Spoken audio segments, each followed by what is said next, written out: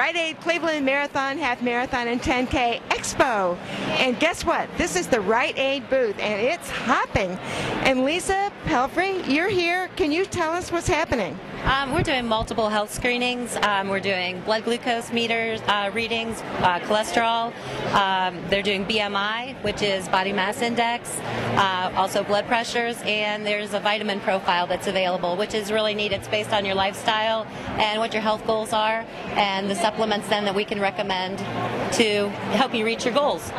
A vitamin profile, that's new and different. Yes. Can you tell us a little bit more about that?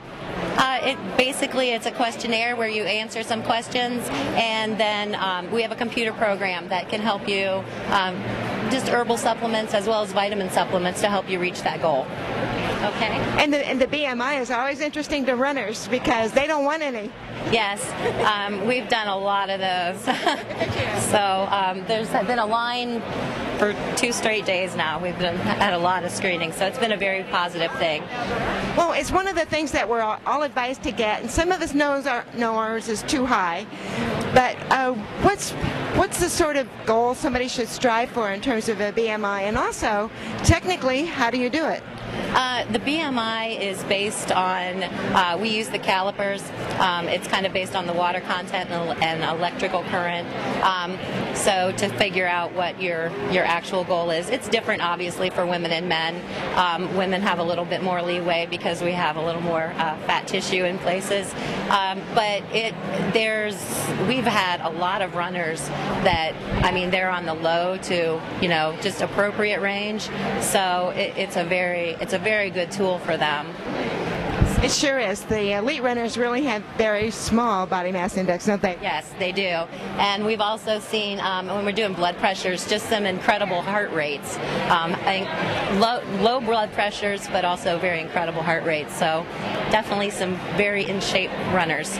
So runners are basically a little bit healthier than the rest of the population, aren't they? Yes, for sure.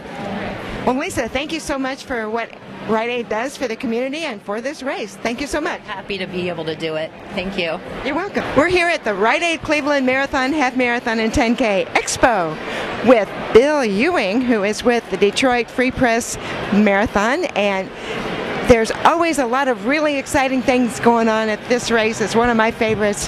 What can you tell us to expect this year?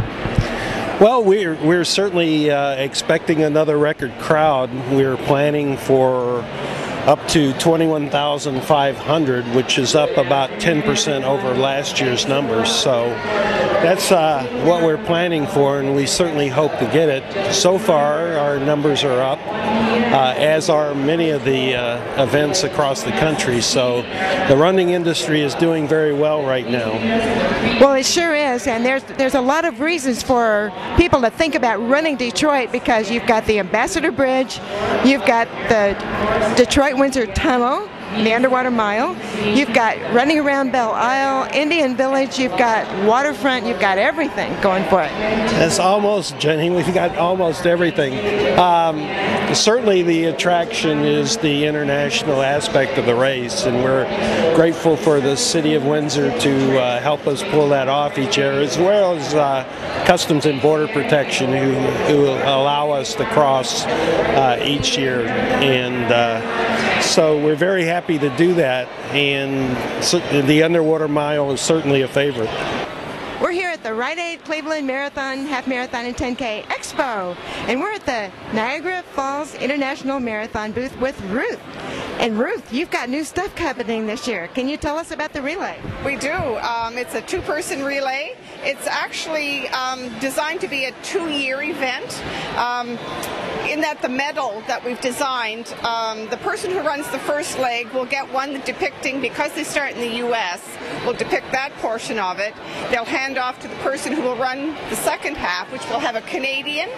But if they come back the next year, the medal will be designed such that it will fit together and they'll have a complete. So we're hoping it'll work out as a 2-year event. That's what we're planning. Well, that's pretty creative thinking. We try. We're with Tim, and it's at the Towpath Marathon, and you've got more races along that beautiful towpath. Can you talk a little bit about them? Well, we have two. We have one on June 20th. So first year we're introducing it. It's a 10-mile and a 10K. And it's going to be up in the Metro Park section of the Towpath Trail. And then in the fall, on October 10th, 10/10, we have our annual marathon, half marathon, and 10K, which is 18 years old and actually brings people from 36 states back to Cleveland to run another marathon. We're here at the Rite Cleveland Marathon, Half Marathon, and 10K Expo, and we're in the Roadrunner Akron Marathon and Team Relay booth with Jim. Jim Barnett, yes. I'm the race director for the race. Well, Jim, this race has been successful for going on how many years now? This will be our 8th year. We've been able to take this race from nothing to over 10,500 runners in 7 years, and we're anticipating somewhere between 12 and 14,000 this year. Wow, and the relay itself has become a very big deal. You've even had a couple of national championships. Yes, we actually did. The first 2 years we hosted the USATF National Club Championships for our relays, and this year we've increased our cap to 6,000 total. It is a very popular event because people can come and actually walk a leg or two of that relay, and we often find that those folks will come back and maybe run that section next year and maybe even step up to some longer distances. But it's just a very exciting part of the event. We're here at the Rite Cleveland Marathon, Half Marathon, and 10K Expo, and we're in the Round the Bay 30K booth with Mike. And Mike, you've got the race that's older than Boston. Tell us a little history of this great race. Well, the Round the Bay road race, Hamilton, Ontario. It's the oldest road race in North America, older than Boston by about 3 years. First run in 1894. Wow, so you're counting 117 or something? Yeah, 117th anniversary next year. Woo! And you have a cap, so people have to think about registering early, don't you? Yeah, we started capping the race, just to make sure that the runners, we get the right amount of shirts, the right amount of food, and good customer service. And we capped the race. Last year we sold out 3 months in advance. We're going to raise the cap a little bit, but if you want in the race, you're going to have to get in really early because we'll sell out probably another month before, about 4 months in advance. Well, I think the race course itself is a huge part of the story. It's so diverse, and you can actually look at a map and say, I ran around that thing. Well, it's a 30-kilometer, 18.6 miles. It's a full loop course, so you're running right around Hamilton Harbor. And the nice thing about it, it's longer than a half marathon and shorter than a full marathon. So, and plus us being in March, it's a good training run for any marathon that you're going to do in the spring.